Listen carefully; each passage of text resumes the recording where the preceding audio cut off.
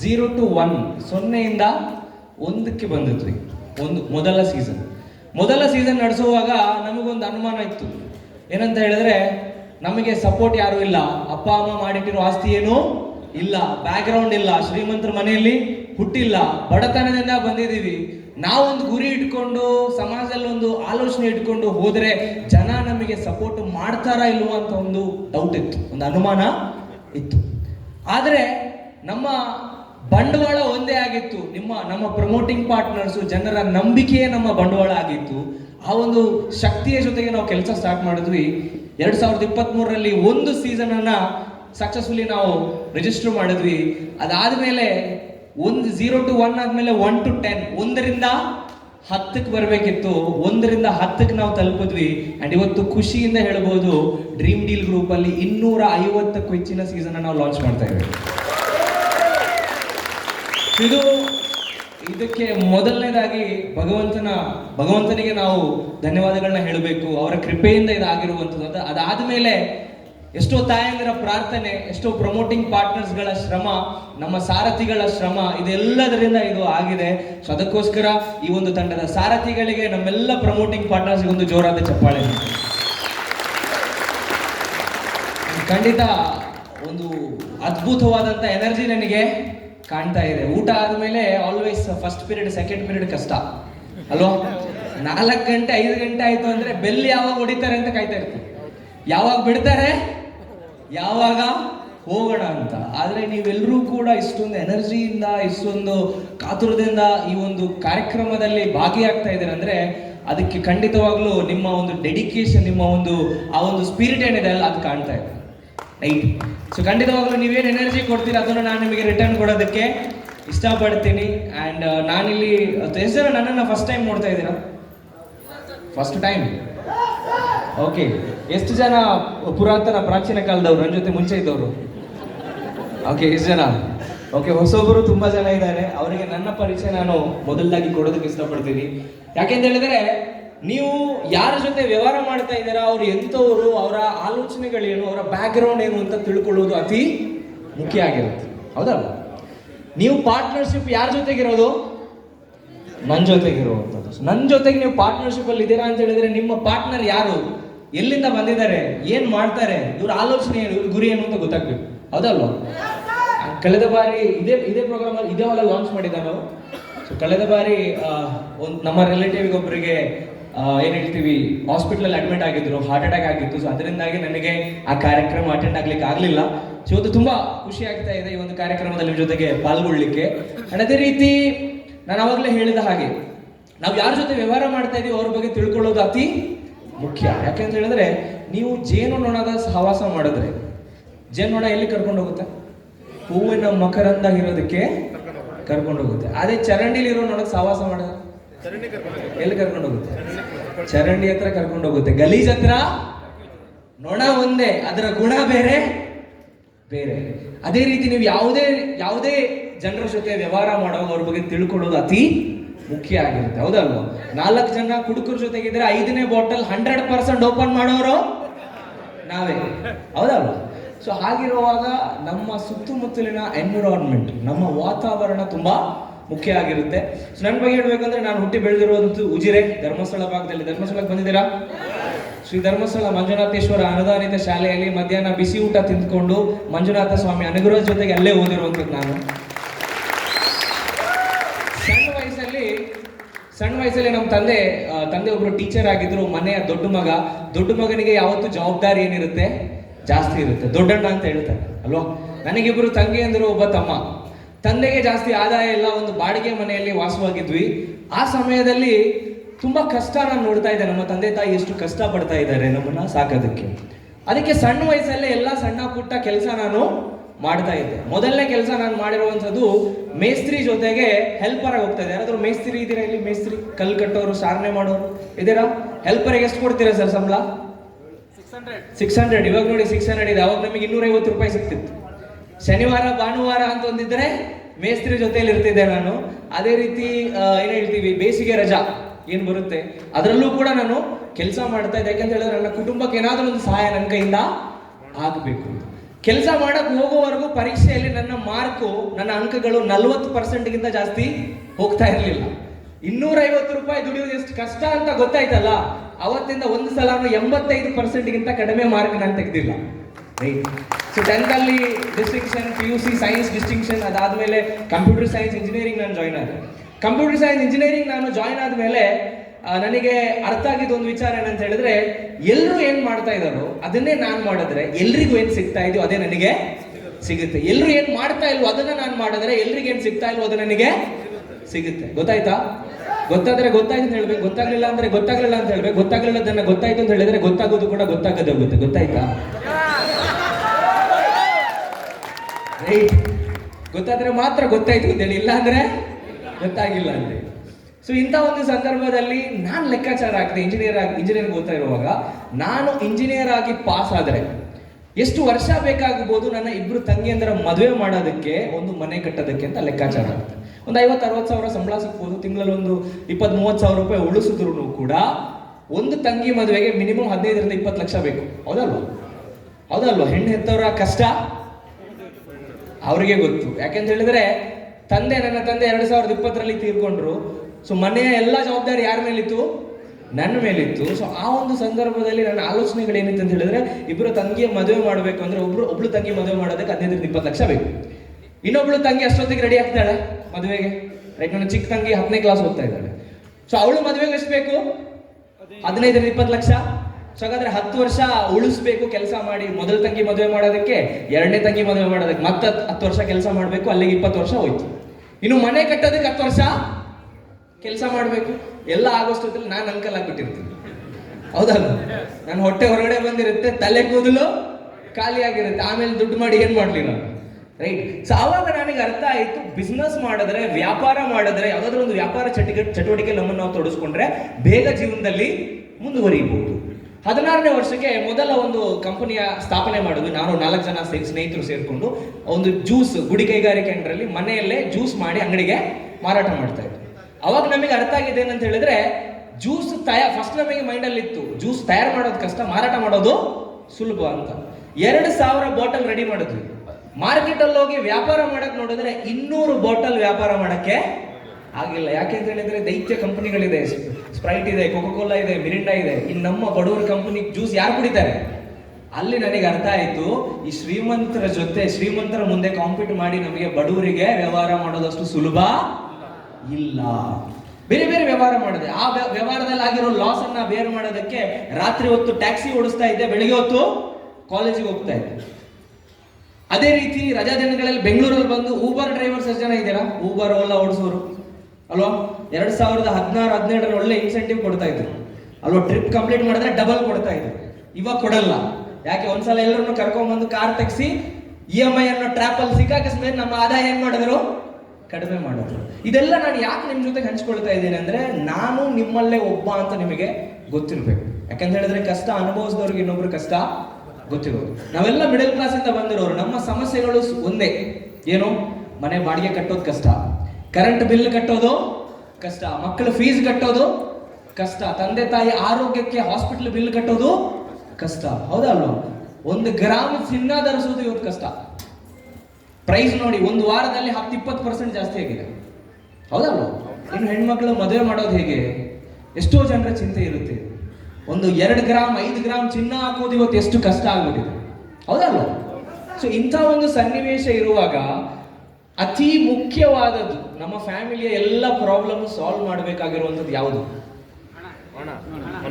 ಯಾವುದು? ಹೌದಾ? ಸ್ವಲ್ಪ ಜನ ಹೇಳ್ತಾರೆ ದುಡ್ಡೇ ಎಲ್ಲ ಅಲ್ಲ, ಪ್ರೀತಿ ವಿಶ್ವಾಸ ದೊಡ್ಡದು ಅಂತ. ಹೌದು, ಪ್ರೀತಿ ವಿಶ್ವಾಸ ದೊಡ್ಡದು. ಆದ್ರೆ ಕಾಲೇಜಲ್ಲಿ ಹೋಗಿ ಪ್ರೀತಿ ವಿಶ್ವಾಸ ಕೊಡಿ ಅಡ್ಮಿಷನ್ ಮಾಡ್ತಾರ? ಹಾಸ್ಪಿಟಲ್ ಅಲ್ಲಿ ಹೋಗಿ ಸ್ವಲ್ಪ ಪ್ರೀತಿ ವಿಶ್ವಾಸ ಕೊಡಿ ನಿಮ್ಮ ಟ್ರೀಟ್ಮೆಂಟ್ ಮಾಡ್ತಾರಾ? ಇಲ್ಲ, ಆಮೇಲೆ ಬರೋದು ಡೆಡ್ ಬಾಡಿ. ಹೌದಲ್ವ? ಸತ್ತ ಮೇಲೆ ಮಣ್ಣು ಮಾಡೋದಕ್ಕೂ ದುಡ್ಡು. ಇದು ನನಗೆ ಚಿಕ್ಕ ವಯಸ್ಸಲ್ಲಿ ಅರ್ಥ ಆಯ್ತು. ಯಾಕೆಂತ ಹೇಳಿದ್ರೆ, ನಾವು ದುಡ್ಡಿಲ್ಲಿರೋರು ಯಾವುದೇ ಫಂಕ್ಷನ್ಗೆ ಹೋದ್ರೆ, ಕುಟುಂಬದಲ್ಲಿ ಯಾವುದೋ ಫ್ಯಾಮಿಲಿ ಫಂಕ್ಷನ್ಗೆ ಹೋದ್ರೆ ಅಲ್ಲಿ ನಮಗೆ ಮರ್ಯಾದೆ ಇಲ್ಲ. ನಮ್ಮ ತಂದೆ ಜೊತೆಗೆ ನಾವು ಹೋಗ್ತಾ ಇದ್ವಿ, 4 ಜನ ಮಕ್ಕಳನ್ನ ಕರ್ಕೊಂಡು, ಅಂಡ್ ಹೋದ ತಕ್ಷಣ ಅವರೇ ಅನ್ಕೊಂಡು ಬಂದಿದ್ದಾರೆ ತಿನ್ನೋದಕ್ಕೆ ದಂಡ ಬಿಂಡಿಗಳು. ರೈಟ್? ಹೌದಲ್ವಾ? ದುಡ್ಡಿರೋಣಾದ್ರೆ ಬನ್ನಿ ಬನ್ನಿ ಬನ್ನಿ ಬನ್ನಿ ಕೂತ್ಕೊಳ್ಳಿ ಕೂತ್ಕೊಳ್ಳಿ, ಚೇರೆಲ್ಲ ಒರೆಸಿ ಅದೇ ಒಬ್ಬ ಬಡವ ಒಂದು ಫಂಕ್ಷನಿಗೆ ಹೋದ ಅಂದರೆ ಹೋಗಿ ಎಲ್ಲಾದ್ರೂ ಕೂತ್ಕೋಕಡೆ, ಹೌದಲ್ವ? ಆ ಸಂದರ್ಭದಲ್ಲಿ ತುಂಬ ನೋವು ನಮಗೆ ಆಗುತ್ತೆ. ಇನ್ನು ನಾನು ವಾಸವಾಗಿದ್ದಂಥ ಮನೆ ಒಂದು ಸಣ್ಣ ಬಾಡಿಗೆ ಮನೆ, ಅದರಲ್ಲೂ ಗೋಡೆಗೆ ಪ್ಲಾಸ್ಟಿಂಗು ಆಗಿರಲಿಲ್ಲ. ಮನೆಯಲ್ಲಿ ಇಲಿಗಳು ನಮ್ಮ ಜೊತೆಗೆ ವಾಸ ಆಗಿತ್ತು, ನಮ್ಮ ಫ್ಯಾಮಿಲಿ ಮೆಂಬರ್ ಆಗಿತ್ತು ಅದು, ರೈಟ್. 2 ರೂಮ್ ಇದ್ದಿದ್ದು. ಒಂದು ರೂಮಲ್ಲಿ ನಾನು, ನನ್ನ ತಂಗಿಯಂದರು ತಮ್ಮಂದರು ಮಲಗ್ತಾ ಇದ್ವಿ, ಇನ್ನೊಂದು ರೂಮಲ್ಲಿ ತಂದೆ ತಾಯಿ. ಅಲ್ಲೇ ಸ್ನಾನ, ಅಲ್ಲೇ ಊಟ, ಅಲ್ಲೇ ನಿದ್ದೆ ಎಲ್ಲಾನು ಇತ್ತು. ಕೆಲವೊಂದ್ಸಲ ನಾನು ಸ್ನೇಹಿತರನ್ನ ಮನೆಗೆ ಆಹ್ವಾನ ಮಾಡ್ತಾ ಇದ್ದೆ, ಕೊಡ್ತಾ ಇದ್ದೆ, ಬನ್ನಿ ಊಟ ಮಾಡೋದಕ್ಕೆ ಬನ್ನಿ ಅಂತ. ಹಬ್ಬಕ್ಕೆ ಊಟ ಮಾಡಕ್ ಬರ್ತಾರೆ, ಬರೋವರೆಗೂ ನಮ್ಮ ಜೊತೆ ವ್ಯವಹಾರ ಚೆನ್ನಾಗಿರುತ್ತೆ. ಯಾಕಂದ್ರೆ ನಾವು ಸ್ಕೂಲಲ್ಲಿ ಇರುವಾಗ ನಮಗೆ ಅವ್ರಿಗೆ ಗೊತ್ತಾಗಲ್ಲ, ಟಿಪ್ ಟಾಪ್ ಆಗಿರ್ತೀವಿ, ಬಡವರು ಅಂತ ತೋರಿಸ್ಕೊಳ್ಳಲ್ಲ ಎಲ್ಲೂ, ಅಲ್ವಾ? ಬಟ್ ಯಾವಾಗ ಒಂದ್ಸಲ ಮನೆಗೆ ಬಂದವರು ಹೋಗ್ತಾರೆ, ಅವರ ವ್ಯವಹಾರ ನಮ್ಮ ಜೊತೆಗೆ ತುಂಬಾ ಬದಲಾಗುತ್ತೆ. ಸೊ ಅದು ತುಂಬಾ ನೋವನ್ನ ಕೊಡುತ್ತೆ. ಇನ್ನೂ ನನಗೆ ಅತಿ ಹೆಚ್ಚು ನೋವು ಕೊಟ್ಟಂತ ಒಂದು ಸಿಚುವೇಶನ್ ಆಗಿರುತ್ತೆ. ಇವತ್ತು ಲೇಡೀಸ್ ಅವರು ಮೈ ಮೇಲೆ ಧರಿಸೋ ಚಿನ್ನ ಮದುವೆ ಟೈಮಲ್ಲಿ ತಗೊಂಡಿರ್ತಾರೆ ಅಥವಾ ಕೊಟ್ಟಿರ್ತಾರೆ ಅವರಿಗೆ ಉಡುಗೊರೆಯಾಗಿ. ಅವ್ರ ಮೈ ಮೇಲೆ ಇರೋದಕ್ಕಿಂತ ಜಾಸ್ತಿ ಅದು ಮುತ್ತೂಟ್ ಫಿನಾನ್ಸ್ ಅಲ್ಲೋ, ಶ್ರೀರಾಮ್ ಫಿನಾನ್ಸ್ ಅಲ್ಲೋ, ಬ್ಯಾಂಕಲ್ಲೇ ಇರೋದು ಜಾಸ್ತಿ, ಹೌದಲ್ವ? ಒಂದು ಸ್ಟಡಿ ಹೇಳುತ್ತೆ 80% ಮಿಡಲ್ ಕ್ಲಾಸ್ ಮಹಿಳೆಯರ ಚಿನ್ನ ಇರೋದೇ ಬ್ಯಾಂಕಲ್ಲಿ ಅಂತ. ಎಷ್ಟು? 80%, ರೈಟ್.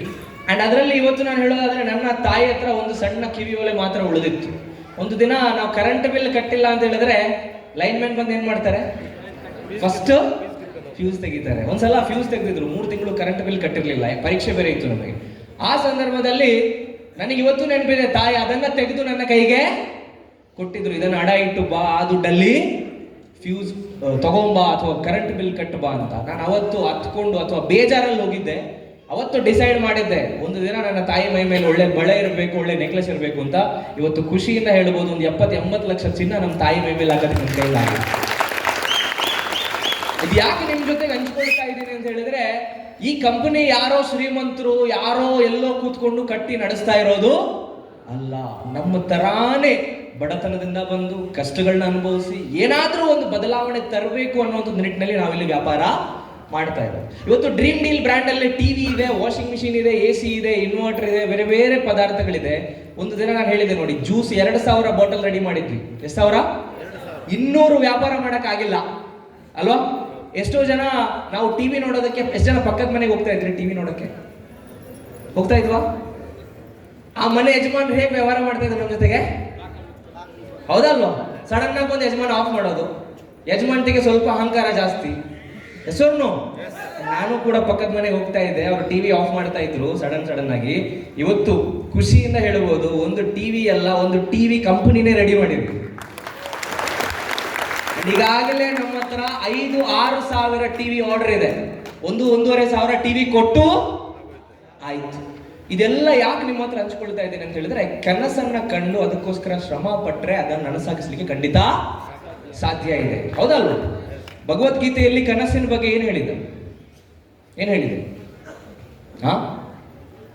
ಕನಸು ನಮಗೆ ಏನ್ ಹೇಳ್ತೀವಿ, ಒಂದು ದಿಶೆಯನ್ನ ತೋರಿಸ್ಕೊಡುತ್ತೆ. ಅದಕ್ಕೆ ನಾವು ಮಾಡುವಂತ ಕರ್ಮಗಳು ಅದನ್ನ ಸಾಕಾರಗೊಳಿಸುತ್ತೆ. ಕನಸು ಕಾಣೋದು ಅತಿ ಮುಖ್ಯ, ರೈಟ್?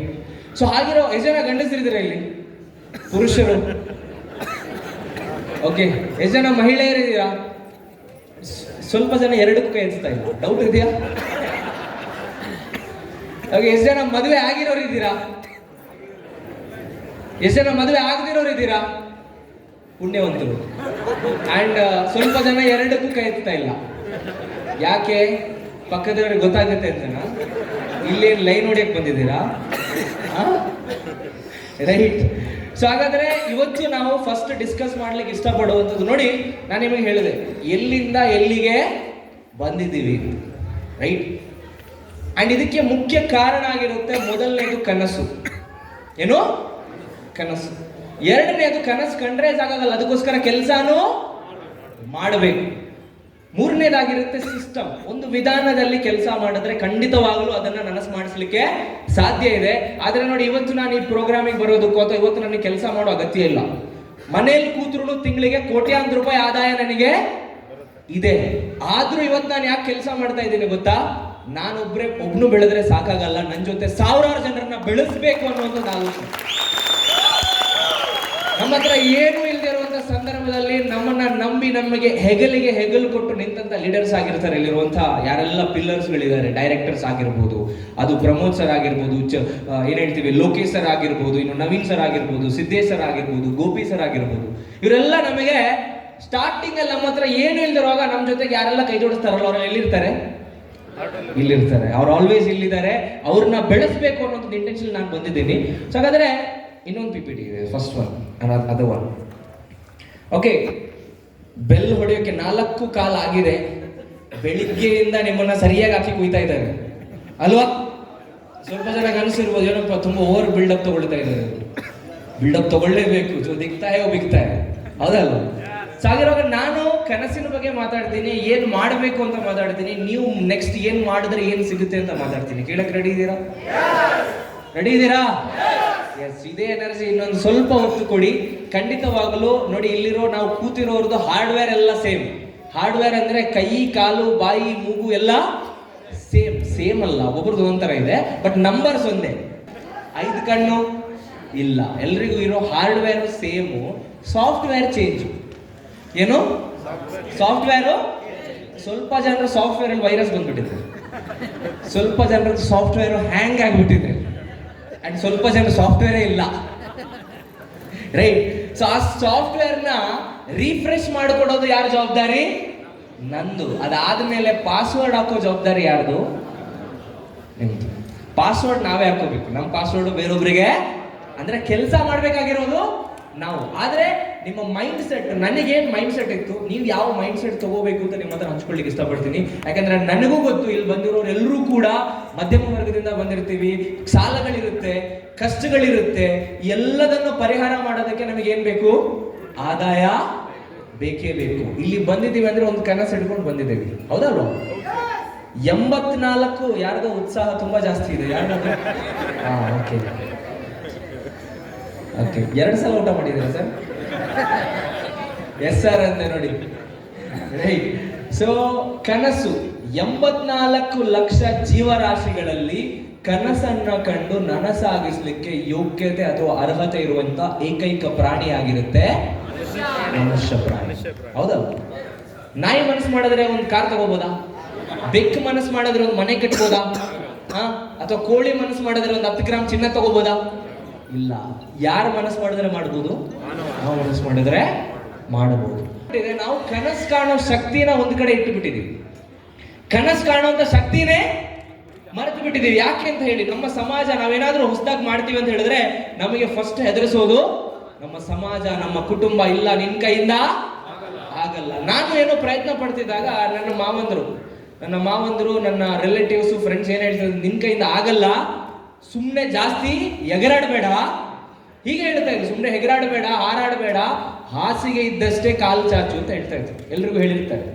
ಅವಾಗ ನಾನು ಹೇಳ್ತಿದ್ದು ಒಂದೇ, ಜಗತ್ತಲ್ಲಿ ತುಂಬಾ ಹಾಸಿಗೆ ಇದೆ, ಒಂದೇ ಹಾಸಿಗೆಯಲ್ಲಿ ಕಾಲು ಚಾಚಬೇಕಾಗಿಲ್ಲ, ಬೇಕಾದಷ್ಟು ಹಾಸಿಗೆ ಇದೆ. ನನ್ನ ಸೈಜಿಗೆ ಬೇಕಾಗಿರೋ ಹಾಸಿಗೆ ನಾನು ಮಾಡ್ಕೊಳ್ತೀನಿ, ಆಚಾರ್ಯಗೆ ಆರ್ಡರ್ ಕೊಟ್ಟು ಮಾಡಿಸ್ತೀನಿ, ರೈಟ್?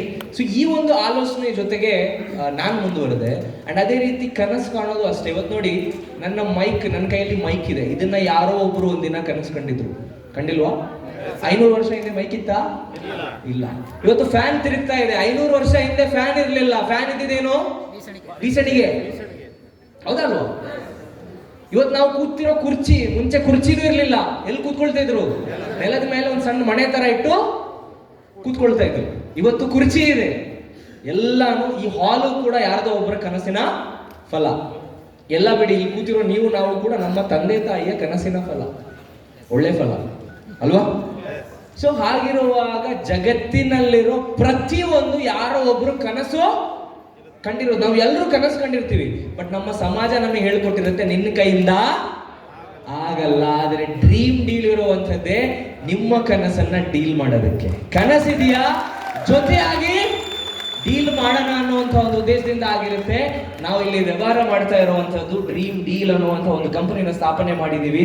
ಯಾಕೆಂತ ಹೇಳಿದ್ರೆ ಇದಕ್ಕೆ ಓನರ್ ಒಬ್ರಿಬ್ರಲ್ಲ, ನೀವೆಲ್ಲರೂ ಓನರೇ, ನೀವೆಲ್ಲರೂ ಪಾರ್ಟ್ನರ್ಸೇ. ನೀವೆಲ್ಲ ಇಲ್ಲಿಲ್ಲ ಅಂದಿದ್ರೆ ನಾವಿಲ್ಲ.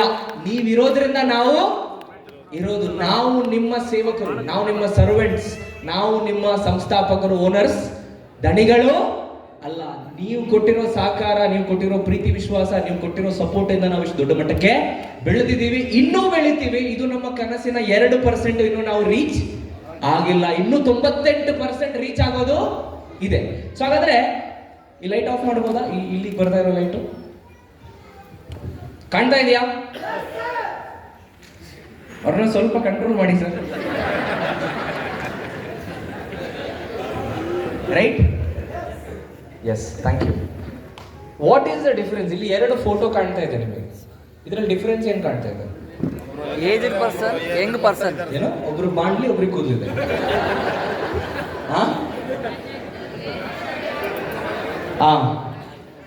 ಏನ್ ಹೇಳ್ತೀರಾ ಸರ್ ನೀವು? ಏಜ್ ಆಗಿರೋರೊಬ್ರು, ಏಜ್ ಆಗಿರೋರೊಬ್ರು, ಏಜ್ ಆಗದಿರೋರೊಬ್ರು. ಓಕೆ, ಒಂದು ಬೇರೆ. ಒಬ್ರು ಖುಷಿಯಾಗಿದ್ದಾರೆ, ಒಬ್ರು ಯೋಚನೆ ಮಾಡ್ತಾ ಇದ್ದಾರೆ. ಓಕೆ, ಬೇರೆ. ವಯಸ್ಸಾದ್ಮೇಲೆ ಏನ್ ಮಾಡೋ, ಸಾಯೋದು ಅಂತ ಯೋಚನೆ ಮಾಡ್ತಿದ್ದಾರೆ. ಬೇರೆ. ಯಂಗ್ ಆಗಿದ್ರೆ ಹ್ಯಾಪಿ ಆಗಿದ್ದಾರೆ, ಹಾಗಾದ್ರೆ ವಯಸ್ಸಾದ್ರೆ ಹ್ಯಾಪಿ ಆಗಿರಕ್ಕಾಗಲ್ಲ, ಆನ್ ಮಾಡ್ತಿರ್ಬೋದು. ಓಕೆ, ವಯಸ್ಸಾಗಿರೋರು ಹ್ಯಾಪಿ ಆಗಿರ್ಬೋದಲ್ಲ. ಇಲ್ಲಿ ಯಂಗ್ ಆಗಿರೋರು ಎಲ್ಲರೂ ಹ್ಯಾಪಿ ಇದ್ದಾರಾ? ಯಾಕೆ? ಮದುವೆ ಆಗೋದು ಬಾಕಿ ಇದೆ ಅಂತನಾ? ಆಗ ನೋಡಿ ಗೊತ್ತಾಗತ್ತೆ. ರೈಟ್? ಸೊ ಹೇಳಿ, ಬೇರೆ ಬೇರೆ ಬೇರೆ ಸ್ವಲ್ಪ ಕ್ರಿಯೇಟಿವ್ ಆನ್ಸರ್ಸ್ ಬೇಕು ನನಗೆ. ಎಂಗೇಜ್ ಅಲ್ಲಿ ಎಸ್, ಅದು ಆಲ್ಮೋಸ್ಟ್ ಕರೆಕ್ಟ್ ಇದೆ ಸರ್. ಹೇಳಿ, ಇನ್ನು ಏಜ್ ಇದ್ದಾಗ ಏನು ಮಾಡಿಲ್ಲ, ವಯಸ್ಸಾದ್ಮೇಲೆ ಏನು ಮಾಡಕ್ಕೆ ಕೈಲಾಗದವನು ಅಂತ ಹೇಳ್ತಾ ಇದ್ದಾರೆ. ರೈಟ್? ಆಮೇಲೆ ಬೇರೆ.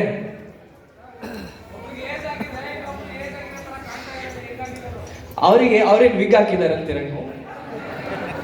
ಎಸ್, ಆಲ್ಮೋಸ್ಟ್ ಸರಿ ಇದೆ. ಫೈನಲ್ ನಾನೇ ಆನ್ಸರ್ ಹೇಳ್ಬಿಡ್ತೀನಿ.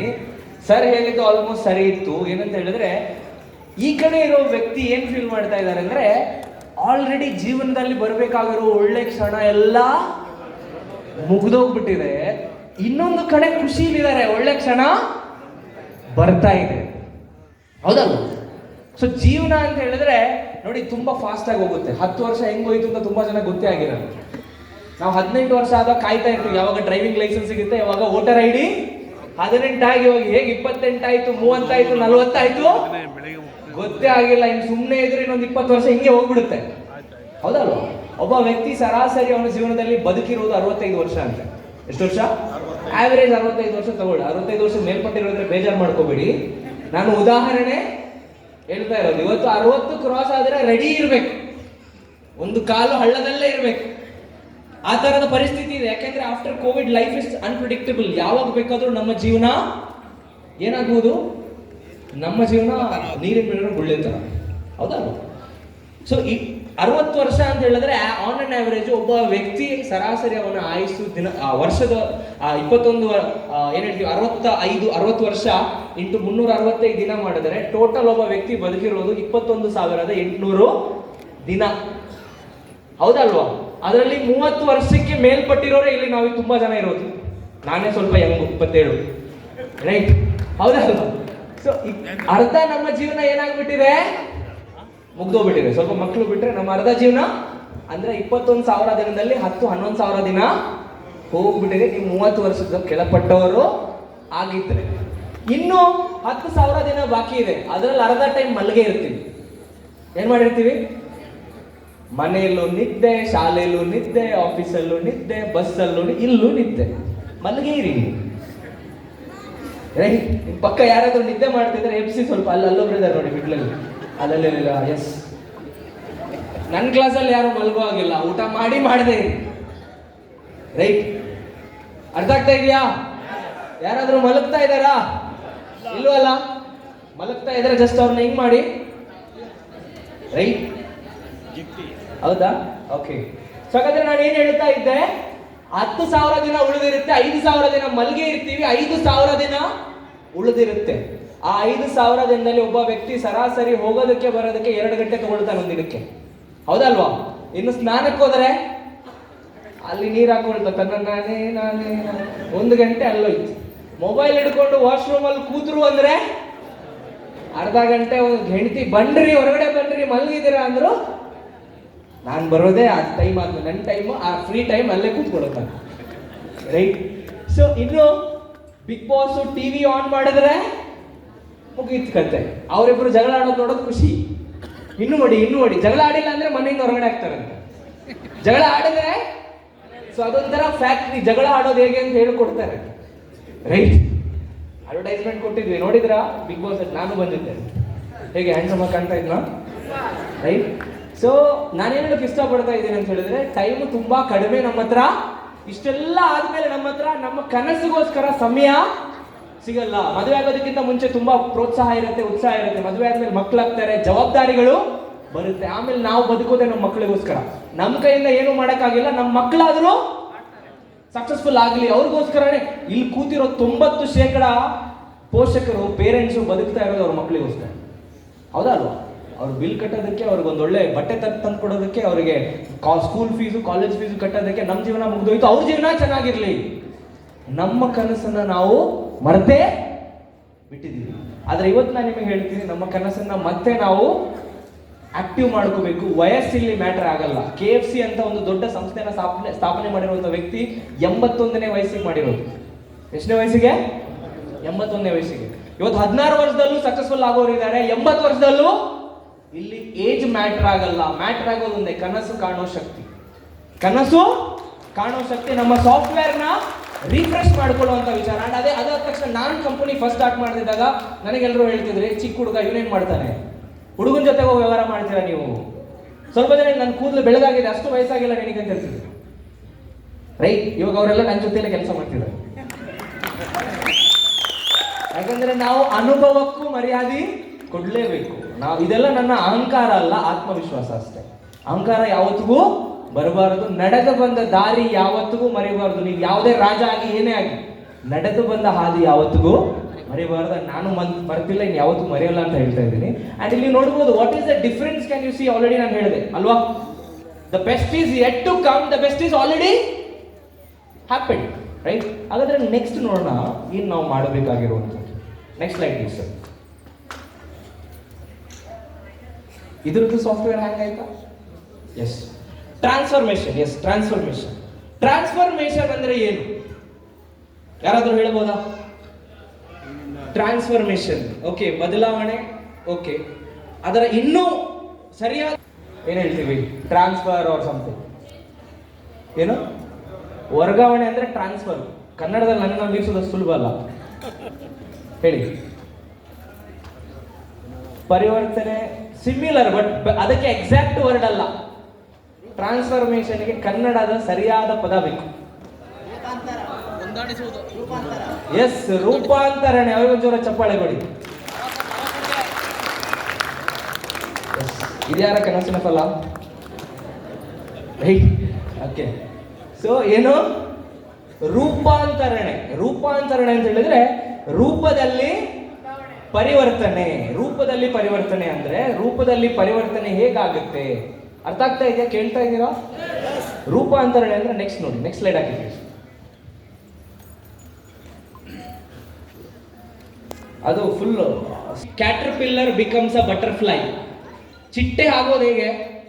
ಯಾವುದರಿಂದ ಚಿಟ್ಟೆ ಆಗೋದು? ಕಂಬಳಿ ಹುಳದಿಂದ. ತುಂಬಾ ಜನ ಗೊತ್ತಿರ್ಲಿಲ್ಲ, ಇವತ್ತು ಗೊತ್ತು. ಹೌದಾ, ಚಿಟ್ಟೆ ಹೀಗಾಗೋದಾ?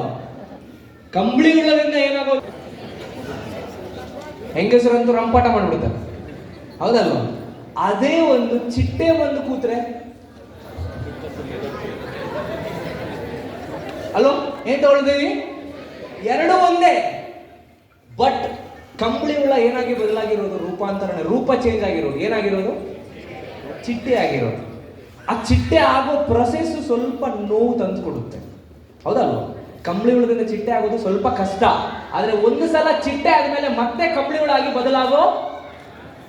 ಬದಲಾಗಲ್ಲ. ಸೊ ನಾನು ಹೇಳಕ್ ಇಷ್ಟಪಡ್ತೀನಿ, ಮುಂಚೆ ತುಂಬಾ ಜನ ಲೀಡರ್ಸ್ ನಮ್ಮ ಜೊತೆಗೆ ಬಂದಾಗ ಕಂಬಳಿ ಹುಳ ಆಗಿ ಬಂದಿದ್ರು. ಇವತ್ತು ಯಾರೆಲ್ಲ ಬ್ಲೇಸರ್ ಧರಿಸಿ ಡೈರೆಕ್ಟರ್ ಆಗಿ, ಕೋ ಡೈರೆಕ್ಟರ್ ಆಗಿ ಸ್ಟೇಜ್ ಅಲ್ಲಿ ಬಂದಿದ್ರು, ಅವರೆಲ್ಲ ಚಿಟ್ಟೆ ಆಗಿದ್ದಾರೆ ಅಂತ ಹೇಳಕ್ ಇಷ್ಟಪಡ್ತೀನಿ. ಕಂಬಳಿ ಹುಳದಿಂದ ಚಿಟ್ಟೆ ಆಗಬೇಕು ಅಂದ್ರೆ ಅದಕ್ಕೊಂದು ಪ್ರೋಸೆಸ್ ಇದೆ, ಅದಕ್ಕೊಂದು ಸಿಸ್ಟಮ್ ಇದೆ. ಅದನ್ನ ನಾವು ಫಾಲೋ ಮಾಡಿದ್ರೆ ಖಂಡಿತವಾಗಲೂ ಯಾರು ಬೇಕಾದ್ರೂ ಕಂಬಳಿ ಹುಳದಿಂದ ಏನಾಗ್ಬೋದು? ಚಿಟ್ಟೆ ಆಗಬಹುದು. ಸಕ್ಸಸ್ಸು, ವಿಜಯ ಯಾವುದು ಶ್ರೀಮಂತರ ಸೊತ್ತು ಅಲ್ಲ. ಬಡವರು ಮಕ್ಕಳು ಬೆಳಿಬೇಕು, ಬಡವರು ಆ ಲೆವೆಲ್ಗೆ ಬರಬೇಕು. ರೈಟ್. ಸೊ ಇನ್ನು ನೀವು ನೋಡಿ, ನೆಕ್ಸ್ಟ್ ನೆಕ್ಸ್ಟ್ ನೆಕ್ಸ್ಟ್ ಪ್ಲೀಸ್. ಸ್ವಲ್ಪ ಫಾಸ್ಟಾಗಿ ಮೂವ್ ಮಾಡಿ ದಯವಿಟ್ಟು. ಇಲ್ಲಿ ನೋಡಿ, ದ ಮೂಮೆಂಟ್ ಆಫ್ ಈ ಸಿಂಬಲ್ ಇದು ನೋಡಿ, ಇದೇನಂತ ಹೇಳಿದ್ರೆ ಹಾಲು ಯಾವುದರಿಂದ ತಯಾರಾಗೋದು? ಹಸುವಿಂದ. ಬಟ್ ಹಾಲು ಆದ್ಮೇಲೆ ಮೊಸರು ಯಾವುದರಿಂದ ತಯಾರಾಗೋದು? ಹಾಲಿಂದ. ಮೊಸರು ಒಂದ್ಸಲ ಹಾಲು ಒಂದ್ಸಲ ಮೊಸರಾದ ಮೇಲೆ ಮತ್ತೆ ಹಾಲಾಗುತ್ತಾ? ಖಂಡಿತ ಆಗಲ್ಲ. ಸೊ ಒಂದು ಸಲ ನಾವು ಹಾಲಿಂದ ಮೊಸರಾಗಬೇಕು, ಮತ್ತೆ ಮೊಸರು ಹಾಲಾಗಕ್ಕಾಗಲ್ಲ. ಟ್ರಾನ್ಸ್ಫಾರ್ಮೇಶನ್ ಅಂದ್ರೆ ಇದು. ನೆಕ್ಸ್ಟ್ ಇನ್ನು ಪೇಪರ್ ಹಾಳೆ ಯಾವುದರಿಂದ ತಯಾರಾಗೋದು? ಬ್ಯಾಂಬೂ, ಬಿದಿರಿಂದ ಅಲ್ವಾ?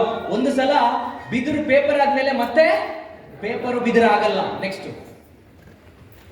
ಸೊ ಹಾಗಾದ್ರೆ ನಮಗೆಲ್ಲರಿಗೂ ಇವತ್ತೊಂದು ಅವಕಾಶ ಇದೆ, ನಾವು ಕೂಡ ರೂಪಾಂತರಣೆ ಆಗಬಹುದು, ನಾವು ಕೂಡ ಬದಲಾಗಿರ್ಬೋದು. ಇವತ್ತು ನಾಳೆ ನಾವೇನಾಗ್ಬೋದು? ಡೈರೆಕ್ಟರ್ ಆಗಿ ಬರ್ಬೋದು. ಡೈರೆಕ್ಟರ್ ಆಗಿ ಬಂದ್ರೆ ಏನ್ ಸಿಗುತ್ತೆ ಅಂತ ಗೊತ್ತಾ? ನಾನು ಹೇಳ್ತೀನಿ ಆಮೇಲೆ ಏನೆಲ್ಲ ಬೆನಿಫಿಟ್ಸ್ ಇದೆ, ನಿಮಗೆ ಏನೆಲ್ಲ ಪರಿವರ್ತನೆ ನಿಮ್ಮಲ್ಲಿ ಆಗುತ್ತೆ ಅನ್ನೋದನ್ನ ನಾನು ಹಂಚ್ಕೊಳ್ತೀನಿ. ಫಸ್ಟ್ ಪರಿವರ್ತನೆ ಯಾಕೆ ಆಗಬೇಕು ನಮಗೆ ಗೊತ್ತಿರಬೇಕು. ಪರಿವರ್ತನೆ ಆಗೋದಕ್ಕೆ ನಾವು ರೆಡಿ ಇರಬೇಕು. ರೆಡಿ ಇದೀವಾ? So no? ಎಸ್. ಸೊ ಹಾಗಾದ್ರೆ next next next next next next ಈ ಫೋಟೋ ಕಾಣ್ತಾ ಇದೆ ನಿಮಗೆ? ಏನಿದೆ ಫೋಟೋಲ್ಲಿ ನೋಡಿ. ಒಂದು ಫೋಟೋಲ್ಲಿ ಯಾರಿದ್ದಾರೆ, ಇನ್ನೊಂದು ಫೋಟೋಲ್ಲಿ ಯಾರಿದ್ದಾರೆ? ಒಂದ್ಯಾರು ಆ ತೆಳ್ಳಕ್ಕೆ ಈ ತರ ಕೂದಲು ಬಾಚಿರೋದು ಪಾಪದ ಹುಡುಗ ಯಾರದು ನೋಡಿ. ಅದು ಯಾವ ತರ ಫೋಟೋ ಅಂತ. ಎಷ್ಟು ಜನ ಬಾಡಿಗೆ ಮನೇಲಿ ಇದ್ದೀರಾ? ಎಷ್ಟು ಜನ ಬಾಡಿಗೆ ಮನೇಲಿ ಇದ್ದೀವಿ? ಬಾಡಿಗೆ ಮನೇಲಿ ಇರೋರಿಗೆ ಗೊತ್ತು, ಒಂದು ಸ್ವಂತ ಮನೆ ತಗೊಳ್ಳುವಂಥದ್ದು ನಮ್ಮ ಒಂದು ಎಷ್ಟು ದೊಡ್ಡ ಕನಸು ಅಂತ, ಹೌದಲ್ವಾ? ನಾವು 12 ವರ್ಷದಲ್ಲಿ 15 ಬಾಡಿಗೆ ಮನೆ ಚೇಂಜ್ ಮಾಡಿದೀವಿ. 12 ವರ್ಷದಲ್ಲಿ 15 ಬಾಡಿಗೆ ಮನೆ ಚೇಂಜ್ ಮಾಡಿದೀವಿ. ಇದು 2010. ಅದಕ್ಕೂ ಚಪ್ಪಾಳೆ ಹೊಡಿತಾ ಇದ್ದೀರಾ? ರೈಟ್. ಚಪ್ಪಾಳೆ ಯಾರಾದ್ರೂ ನಿಮಗೆ ಹೇಳ್ಕೊಟ್ಟಿದಾರಾ? ಹೊಡಿಲೇಬೇಕು. ದುಡ್ಡು ಕೊಟ್ಟು ಕರೆಸಿದಾರೆ ನಿಮಗೆ. ಅವ್ರಿಗೊಂದು ಜೋರ ಚಪ್ಪಾಳೆ ಕೊಡಿ. ಸೊ ಅಷ್ಟು ಎನರ್ಜಿಯಿಂದ ಅವರು ಹೇಳ್ತಾ ಇದ್ದಾರೆ. ಸೊ ಯಾಕೆ ಈ ಫೋಟೋ ತೋರಿಸ್ತಾ ಇದ್ದೀನಿ ಅಂದ್ರೆ, ನಮ್ಮ ಕಂಪನಿಯ CEO ಸಾಜಿದ್ ಸರ್ ಮತ್ತೆ ನನ್ನ ಫ್ರೆಂಡ್ಶಿಪ್ 13 ವರ್ಷದ ಫ್ರೆಂಡ್ಶಿಪ್. ಎಷ್ಟು ವರ್ಷದ ಫ್ರೆಂಡ್ಶಿಪ್? 13 ವರ್ಷದ ಫ್ರೆಂಡ್ಶಿಪ್. ನಮ್ಮ ಹತ್ರ ಮನೆ ಇರಲಿಲ್ಲ, ಬಾಡಿಗೆ ಮನೆ. ಪ್ರತಿ 6 ತಿಂಗಳಿಗೂ 1 ವರ್ಷಕ್ಕೊಂದ್ಸಲ ಮನೆ ಚೇಂಜ್ ಮಾಡ್ತಾ ಇದ್ವಿ. ಈ ಫೋಟೋ ಯಾವ ತರ ಅಂದ್ರೆ, ಒಂದು ಗಾಡಿ ಮೇಲೆ, ಒಂದು ಗೂಡ್ಸ್ ಆಟೋ ಮೇಲೆ ಕೂತಿರೋದು ನಾವು. ನಮ್ಮ ಮನೆ ಸಾಮಾನೆಲ್ಲ ತಗೊಂಡು ಶಿಫ್ಟ್ ಮಾಡ್ತಾ ಇರೋದು. ಅಲ್ಲಿ ಏನೆಲ್ಲ ಕಾಣ್ತಾ ಇದೆ ನಿಮಗೆ?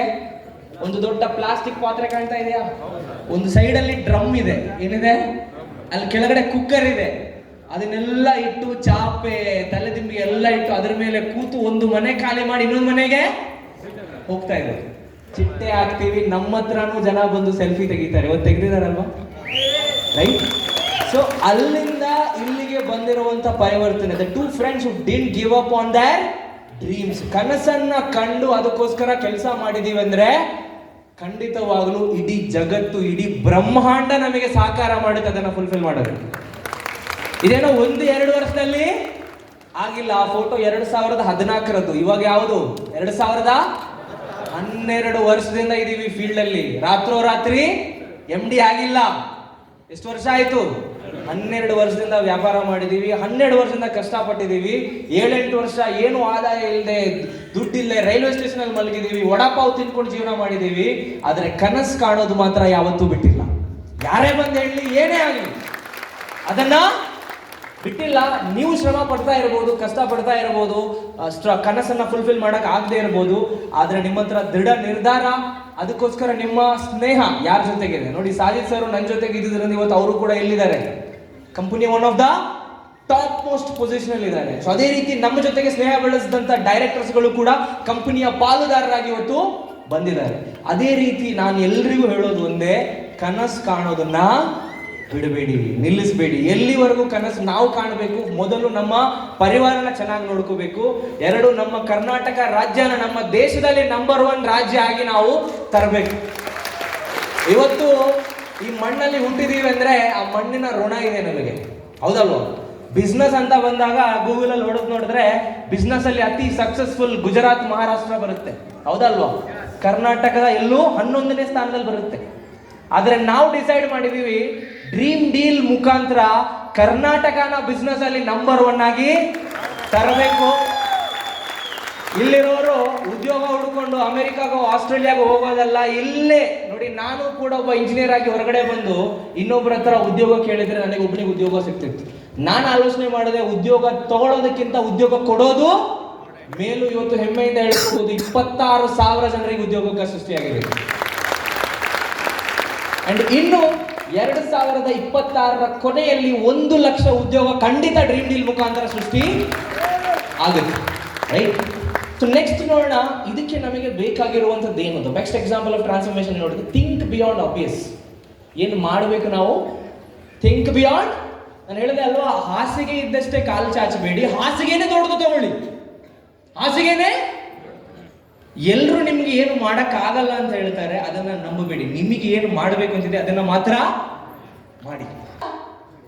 ಈಗ ಡ್ರೀಮ್ ಡೀಲಿಗೆ ಬಂದಿದ್ದೀವಿ, ತುಂಬಾ ಚೆನ್ನಾಗಿ ಇಲ್ಲೂ ಕೂತ್ಕೊಂಡು ಇನ್ನೂ ಆಲೋಚನೆ, ಹೌದಾ ಮಾಡಿರ್ತಾರ, ನಿಜಾನಾ, ಅಥವಾ ಈ ಮನುಷ್ಯ ಬಂದು ರೈಲ್ ಬಿಡ್ತಾ ಇದ್ದಾನ, ರೈಟ್? ಅಲ್ಲೂ ಸ್ವಲ್ಪ ಜನ ನೋಡಿ, ಈ 2 ತರದ ವ್ಯಕ್ತಿಗಳಿದ್ದಾರೆ. ಅವ್ರು ಯಾವ ತರ ಅಂತ ಹೇಳಿದ್ರೆ, 99 ಒಳ್ಳೇದಿದ್ರು ಅದು ನೋಡಲ್ಲ, ಒಂದು ಏನು ಕೆಟ್ಟದ್ದು ಸಿಗುತ್ತೆ ಅಂತ ಕಾಯ್ತಾ ಕೂತ್ಕೊಳ್ಳುತ್ತಾರೆ. ಆ ತರ ವ್ಯಕ್ತಿಗಳು ಎಲ್ಲೋದ್ರೂ ಬೆಳೆಯಕ್ಕೆ ಆಗಲ್ಲ. 2ನೇ ತರದ ವ್ಯಕ್ತಿಗಳು 99 ಕೆಟ್ಟದಿದ್ರು ಒಂದು ಒಳ್ಳೇದು ನೋಡ್ತಾರೆ. ನಾವು ಡ್ರೀಮ್ ಡೀಲ್ ಸ್ಟಾರ್ಟ್ ಮಾಡಿದಾಗ 99 ವಿಚಾರದಲ್ಲಿ ನಮ್ಮ ಹತ್ರ ಏನು ಇಲ್ಲ, ಬ್ಯಾಕ್ಗ್ರೌಂಡ್ ಇಲ್ಲ, ಆಸ್ತಿ ಇಲ್ಲ, ಏನೂ ಇಲ್ಲ. ಆದ್ರೆ ಒಂದಿತ್ತು ಕನಸು, ಅದನ್ನ ನೋಡ್ಕೊಂಡು ನಮ್ಮ ಜೊತೆಗೆ ನಿಂತಿರೋ ವ್ಯಕ್ತಿಗಳು ಇವತ್ತು ಎಲ್ಲಿದ್ದಾರೆ? ಟಾಪ್ ಅಲ್ಲಿ ಇದ್ದಾರೆ. 2 ರೀತಿ ವ್ಯಕ್ತಿಗಳು ಜೀವನದಲ್ಲಿ ಉದ್ಧಾರ ಆಗಲ್ಲ. ಒಂದು, ಎಲ್ಲರ ಮಾತು ಕೇಳೋರು. ಒಂದು, ಎಲ್ಲರೂ ಮಾತು ಕೇಳೋರು ಉದ್ಧಾರ ಆಗಲ್ಲ. ಇನ್ನೊಂದು, ಯಾರ ಮಾತು ಕೇಳದಿರೋರು ಉದ್ಧಾರ ಆಗಲ್ಲ. ಸೊ ಅದು ಯಾರಾದ್ರೂ ಒಬ್ರಿಬ್ರು ಮಾತಾದ್ರೂ ನಾವು ಕೇಳಲೇಬೇಕು. ಸೊ ಹಾಗಾದ್ರೆ ಥಿಂಕ್ ಬಿಯಾಂಡ್ ದ ಆಬ್ವಿಯಸ್ ಅಂದ್ರೆ ಏನು? ನೆಕ್ಸ್ಟ್ ನೋಡಿ, ನಂಬಿಕೆ. ಇದು ಅತಿ ಮುಖ್ಯ ಆಗಿರುತ್ತೆ. ಫಾರ್ ದ 4 minute ಮೈಲ್ ಅಂತ ಹೇಳ್ತಾರೆ, ಒಂದು ರೆಕಾರ್ಡ್ ಇತ್ತು. ಸೈನ್ಸ್ ಏನಂತ ಹೇಳುತ್ತೆ ಅಂತ ಹೇಳಿದ್ರೆ, 1 ಮೈಲಿ ಓಡೋದಕ್ಕೆ 4 ನಿಮಿಷದ ಒಳಗಡೆ ಯಾರಿಗೂ ಸಾಧ್ಯನೇ ಇಲ್ಲ. ಯಾಕಂದ್ರೆ ಹೇಳಿದ್ರೆ, ಓಡೋದಕ್ಕೆ ಬೇಕಾಗಿರೋ ಗಾಳಿ, ಲಂಗ್ಸ್ಗೆ ಬೇಕಾಗಿರೋ ಗಾಳಿ, ಹಾರ್ಟ್ಗೆ ಬೇಕಾಗಿರೋ ಬ್ಲಡ್, ನಮ್ಮ ಬಾಡಿ ಲಂಗ್ಸ್ ಮತ್ತೆ ಹಾರ್ಟ್ ಪಂಪ್ ಮಾಡಕ್ಕಾಗೋದು ಮ್ಯಾಕ್ಸಿಮಮ್ 4 ನಿಮಿಷದಲ್ಲಿ 1 ಮೈಲಿ ಓಡೋದಕ್ಕೆ ಆಗೋದು. ಅದಕ್ಕಿಂತ ಮುಂಚೆ 4 ನಿಮಿಷಕ್ಕಿಂತ ಮುಂಚೆ ಹೋಗಕ್ಕಾಗಲ್ಲ ಅಂತ ಚಾಲೆಂಜ್ ಮಾಡ್ತೀನಿ, ನಾನು ಮಾಡ್ತೀನಿ ಅಂತ ಪ್ರಯತ್ನ ಪಟ್ಟರು. ಸೈನ್ಸ್ ಅಂದ್ರೆ ಸೈಂಟಿಸ್ಟ್, ಅವ್ರು ಹೇಳಿದ್ರೆ ಅಷ್ಟು ಸುಲಭವಾಗಿ ಅದನ್ನ ಬೀಟ್ ಮಾಡಕ್ಕಾಗಲ್ಲ. ಅಂಡ್ ಅವರು ಬಿಲೀವ್ ಮಾಡಿ ಕೆಲಸ ಮಾಡಿದ್ರು. ಅದಕ್ಕೋಸ್ಕರ 1952ರವರೆಗೂ ಯಾರು ಅದನ್ನ ಮಾಡಿರ್ಲಿಲ್ಲ. 1952ರಲ್ಲಿ ಅವರು ಅದನ್ನ ಬ್ರೇಕ್ ಮಾಡಿ 3 ನಿಮಿಷ 51 ಸೆಕೆಂಡಿಗೆ ಅದನ್ನ ಮಾಡಿ ತೋರಿಸಿದ್ರು. ಆದ್ರೆ ಇವತ್ತು 12,000 ಜನ ಅದನ್ನ ಮಾಡಿದ್ದಾರೆ. ಎಷ್ಟು ಜನ? 12,000 ಜನ ಅದನ್ನ ಮಾಡಿದ್ದಾರೆ. ಇದನ್ನ ಯಾಕೆ ನಿಮ್ಮ ಹತ್ರ ನಾನು ಹೇಳ್ತಾ ಇದ್ದೀನಿ ಅಂತ ಹೇಳಿದ್ರೆ, ಡೈರೆಕ್ಟರ್ ಆಗಬೇಕು ಅಂತ ತುಂಬಾ ಜನ ಫಸ್ಟ್ ಅನ್ಕೊಂಡಿರ್ಬೋದು. ಡೈರೆಕ್ಟರ್ ಆಗೋದು ಕಷ್ಟ ಆಗಿತ್ತು. ಫಸ್ಟ್ಗೆ ನಾನು ಒಬ್ಬನೇ ಡೈರೆಕ್ಟರ್ ಇದ್ದು ಡ್ರೀಮ್ ಡೀಲ್ ಅಲ್ಲಿ. ಈಗ 250 ಡೈರೆಕ್ಟರ್ ಕ್ರಿಯೇಟ್ ಆಗಿದ್ದಾರೆ. ಮುಂದಿನ ವರ್ಷ 1,000 ಡೈರೆಕ್ಟರ್ನ ಕ್ರಿಯೇಟ್ ಮಾಡ್ತೀವಿ. ಅದರಲ್ಲಿ ನಿಮ್ಮನ್ನ ನಾನು ನೋಡೋದಕ್ಕೆ ಇಷ್ಟಪಡ್ತೀನಿ. ರೈಟ್? ನೆಕ್ಸ್ಟ್ ಆಯ್ತಾ? ಅದನ್ನ ಸ್ವಲ್ಪ ಝೂಮ್ ಔಟ್ ಮಾಡಿ. ಅಲ್ಲಿ ಒಂದು ಫೋಟೋ ಇದೆ, ಅದನ್ನ ನಿಮ್ಗೆ ತೋರಿಸೋದಕ್ಕೆ ಇಷ್ಟಪಡ್ತೀನಿ. ಎಸ್, ಈ ಫೋಟೋದಲ್ಲಿ ಏನ್ ಕಾಣ್ತಾ ಇದೆ ನಿಮಗೆ? ಸ್ವಲ್ಪ ಫೋಟೋನ ಝೂಮ್ ಮಾಡಿ ಸರ್. ಕಾಣ್ತಾ ಇದೆಯಾ ಫೋಟೋ? ಫೋಟೋದಲ್ಲಿರೋರು ಏನ್ ಮಾಡ್ತಾ ಇದ್ದಾರೆ? ಬಾಯಿಗೆ ಚುಚ್ಕೊಳ್ಳುತ್ತಿದ್ದಾರೆ. ಇದು ಥೈಲ್ಯಾಂಡ್ ಅಲ್ಲಿ ನಡೆಯುವಂತ ಒಂದು ಹಬ್ಬ. ಈ ಹಬ್ಬಕ್ಕೆ ಹೇಳ್ತಾರೆ ವೆಜಿಟೇಬಲ್ ಫೆಸ್ಟಿವಲ್ ಅಂತ. ಏನು? ವೆಜಿಟೇಬಲ್ ಫೆಸ್ಟಿವಲ್ ಅಂತ. ಇವ್ರು ಯಾಕೆ ಇದನ್ನ ಮಾಡ್ತಾ ಇದ್ದಾರೆ ಅಂದ್ರೆ, ನಮ್ಮ ದೇವರು ನಮ್ಮನ್ನ ಮೆಚ್ಚುತ್ತಾರೆ ನಾವು ಇದನ್ನ ಮಾಡಿದ್ರೆ. ಅದವರ ನಂಬಿಕೆ.